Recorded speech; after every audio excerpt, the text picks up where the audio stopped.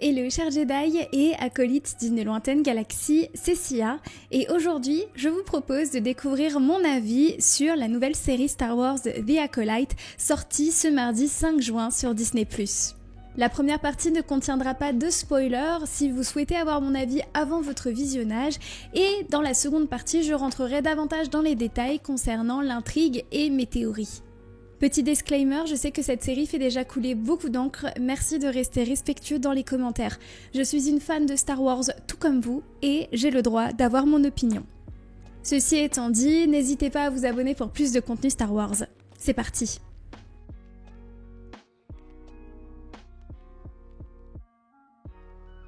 Pour ceux qui voudraient se lancer dans le visionnage de la série, retenez que celle-ci se passe 132 ans avant la bataille de Yavin, donc avant l'épisode 4, dans les dernières heures d'une époque que l'on appelle la Haute République.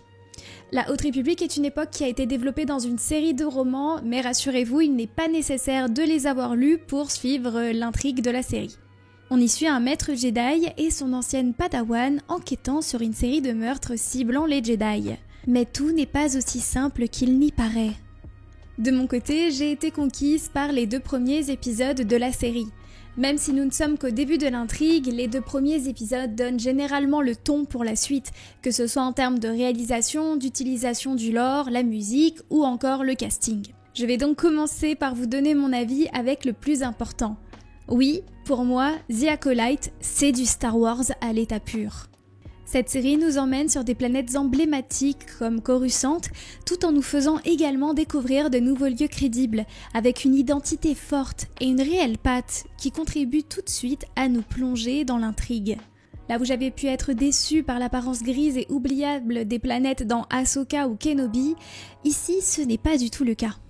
Très vite, on voit d'ailleurs que la série a du budget. Visuellement, c'est magnifique et un gros travail a été fait sur la réalisation, avec une manière de filmer les combats que j'ai trouvée plaisante en tant que spectatrice.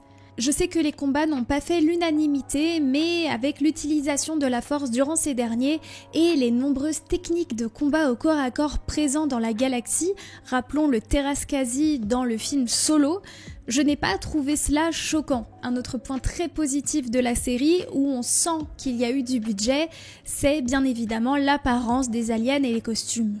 Rien ne fait cheap, il y a une réelle diversité et j'ai été étonnée de voir des races encore jamais apparues en live action comme les Zigériens et d'autres races même rares ou inédites. Voir autant d'aliens, je ne sais pas pour vous, mais moi ça m'avait manqué et c'est aussi ce qui contribue à créer un univers aussi riche et aussi crédible. Star Wars, c'est aussi des aliens. Je passe maintenant au casting et personnages. Je trouve l'interprétation de tous les acteurs très juste avec un réel coup de cœur pour celle de Lee Jung-jae qui m'a réellement touchée. À plusieurs reprises, j'ai cru reconnaître un peu de Qui-Gon en lui.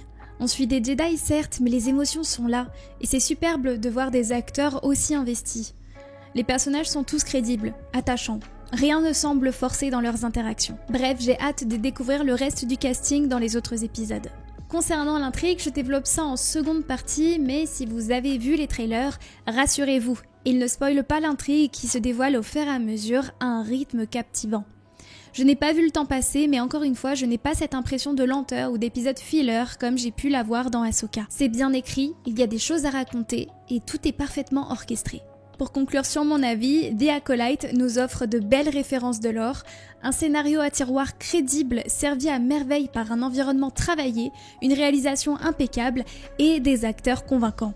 Bref, cette série a été créée par des fans et ça se voit. J'ai hâte de découvrir la suite.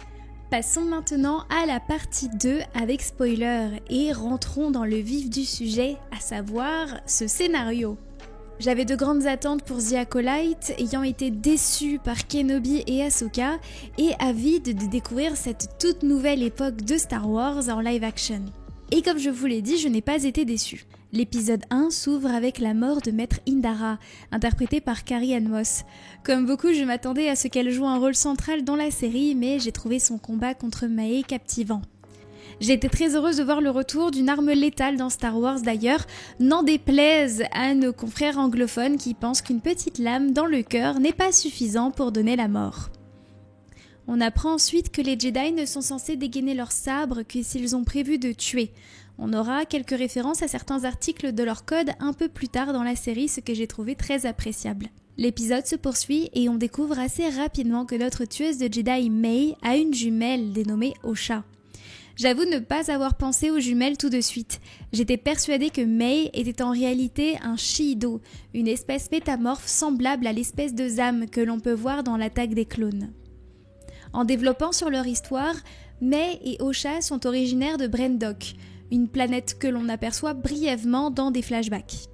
On apprend que May aurait été responsable de l'incendie qui aurait tué leur famille qui est d'ailleurs visible dans le trailer. En effet, la databank de Star Wars nous apprend que la femme rappelant les sorcières de Dathomir est Mère Aniseya, comme Osha Aniseya ou May Aniseya. Bref, c'est leur mère. On ne le sait pas encore dans la série, mais je pense que cela sera dévoilé dans les épisodes suivants. Je souligne également qu'il est marqué qu'elle maîtrise les voies obscures de la Force, ce qui pourrait nous donner un indice sur son affiliation avec le Sith que nous verrons plus tard. Dans le trailer, on la voit également parler à l'une de ses filles. Sache que le destin qui t'attend n'est pas déterminé par une force anonyme. Si tu as envie de tirer le fil, alors tire-le. Cela rappelle le personnage de Darth Straya dans KOTOR 2, que la réalisatrice a indiqué comme référence pour l'un des protagonistes centraux de la série. On dit que la force a une volonté. Elle forge le destin de chacun d'entre nous. Je m'en sers, mais en fait, c'est elle qui nous utilise tous.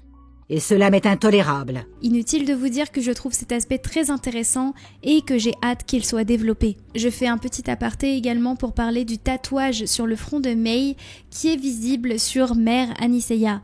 Nul doute que cela représente l'appartenance à ce groupe, à ce culte, à cette secte. Bref, j'ai hâte d'en savoir plus sur ce groupuscule. Je continue sur Osha et May. Dans une vision plus tard, elles disent « Je t'aide à être toi. Et tu m'aides à être moi. » Un lien de force très puissant les unit, c'est évident, mais j'y vois là une représentation des lunes Ashla et Bogan, lumière et obscurité. L'une ne va pas sans l'autre. Et si je pousse encore plus loin, j'ai même l'impression que cette représentation est visible dans le logo de la série. En reprenant sur l'épisode 1, il était également intéressant de voir la Fédération du Commerce. Très peu de politique à l'écran, mais cela peut poser les bases sur ce qui nous attend dans la menace fantôme. Un peu plus tard, nous découvrons le personnage de Saul et son rapport avec les Padawan. Outre la superbe interprétation de Lee Jung-jae, j'ai fortement reconnu les influences de Qui-Gon dans le personnage. C'est un Jedi humain, fortement guidé par ses émotions, qui n'est pas toujours en accord avec le protocole et les directives de l'ordre Jedi, et de Vernestra, même si celle-ci semble plus ouverte d'esprit que l'ont pu l'être les maîtres dans la prélogie. Du côté des Padawan, très heureuse de découvrir une Zigerienne et une Tiline, deux races rarement exploitées dans l'univers mais impeccables à l'écran. Jeki est une Jedi zélée, intelligente et à cheval sur les règles. J'aime beaucoup sa personnalité. Celle de Yord aussi, bien que j'attende de voir son développement. En tout cas, j'aime beaucoup voir la dynamique entre Yord, les Padawan ainsi que Maître Saul. Toutefois, si je développe sur les Jedi, nous savons que May doit tuer 4 maîtres. Indara, Sol, Kelnaka et Torbin. Ces 4 Jedi que l'on peut voir sur Brendok dans le trailer ont été sur la planète il y a 16 ans et ont visiblement commis une grave erreur avec les 2 sœurs. Concernant Indara, elle a été tuée par May et nous n'en savons malheureusement pas plus. Sol indique qu'il a fait la paix avec ce qui s'est passé mais s'excuse de ne pas avoir sauvé May auprès d'Osha qu'il croyait morte. Il l'aurait vue mourir. Sauf que May pensait qu'Osha était morte, alors comment est-ce possible ? Quelque chose ne tient pas la route car Saul dit être en paix avec ce qui s'est passé, tandis que Torbin, lui, fait vœu de Barash, hanté par ses actes, une belle référence d'ailleurs à la Haute République, et Kelnaka de son côté, lui, s'est carrément isolé.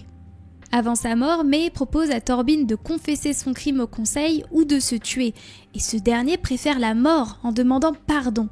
Il déclare « Nous étions convaincus de bien agir. » Le « nous étions persuadés de bien agir » est une phrase bien connue des Jedi. Si je fais un petit pont, cela me rappelle le massacre des Padawan de Taris à l'époque de l'Ancienne République. Au lendemain de la Grande Guerre des Sith, des maîtres Jedi, terrifiés d'abriter un Sith parmi leurs Padawan suite à une vision, ont préféré les massacrer plutôt que de prendre le risque de voir les Sith faire leur retour. eux aussi étaient persuadés de bien agir, mais cet acte a eu des conséquences terribles. Ma théorie est qu'il y a 16 ans, ces 4 Jedi sont venus sur Brendok et ont commis une grosse erreur. Mère Anicea est forcément liée car on voit Torbin être comme possédé, ce qui m'amène à notre mystérieux Sith. À la fin du premier épisode, on peut l'entendre dire « Les Jedi vivent dans un rêve ». Faisant sûrement référence à l'ère de la Haute République, qui est une ère de paix pour les Jedi qui n'ont plus connu de guerre depuis des siècles. Un acolyte peut tuer sans armes.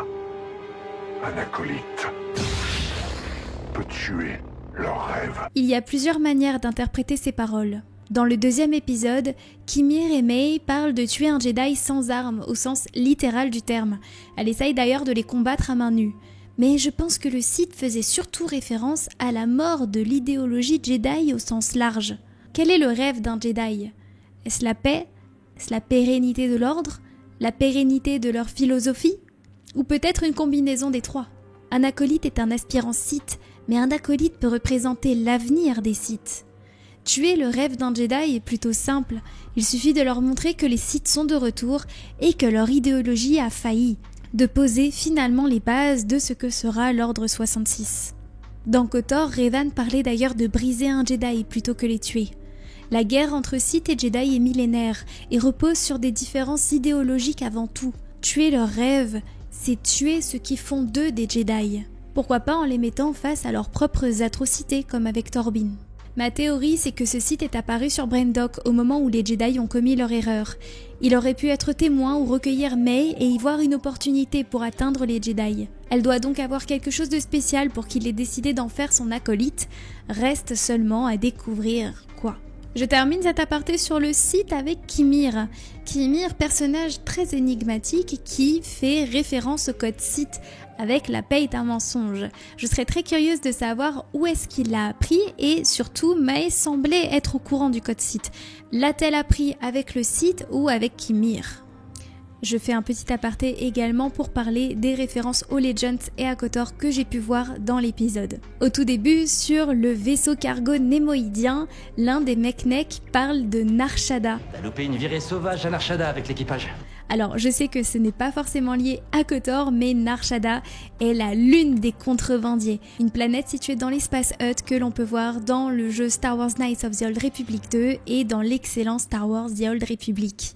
Nar Shaddaa est également un endroit où Obi-Wan s'est réfugié après l'Ordre 66 dans le Legends. La deuxième référence que j'ai vue, c'est bien évidemment ce Selkas que l'on peut voir à la sortie du temple Jedi de Coruscant. Les Selkas sont une espèce alien originaire de Manaan qui gardait des réserves de Kolto, l'ancêtre du bacta. Et la troisième petite référence que j'ai notée, c'est avec Kimir lorsque les Jedi s'approchent de lui. Ce dernier les supplie de ne pas lui effacer la mémoire. Alors concernant l'effacement de mémoire, ce n'est pas propre à KOTOR, mais Revan connaît extrêmement bien ce pouvoir Jedi. Comme son nom l'indique, les Jedi peuvent effacer des souvenirs d'un individu et même en implanter des nouveaux. Si l'on continue dans les petites références, la planète Olega m'a rappelé énormément Jedha City et au niveau des sons ambiants, j'ai eu l'impression de réentendre des petits bruits que j'avais pu entendre sur la lune d'Endor dans le Retour du Jedi, les cliquetis, les bruits de portes, enfin bref, tout respire Star Wars. Et également, ce qui était intéressant de noter dans ces 2 premiers épisodes, c'est également les transitions entre chaque plan, où là, on a véritablement ces transitions PowerPoint qui sont véritablement caractéristiques des Star Wars. La planète Kofar n'est pas sans rappeler Dagobah également, et j'ai même eu l'impression de voir la hutte de Jolee Bindo sur Kashyyyk dans KOTOR. Bref, cela fait beaucoup d'informations. J'ai un petit peu mélangé les références, mes théories et mon avis. J'espère que ce format vous aura plu. J'ai essayé de sortir la vidéo le plus rapidement possible. Je suis navrée si j'ai un petit peu bafouillé. En tout cas, j'espère que cela vous aura permis de vous faire une idée de la série, que ça vous aura peut-être donné envie de la regarder. En attendant, on se retrouve la semaine prochaine pour un autre débrief d'épisode. En attendant, portez-vous bien et que la force soit avec vous.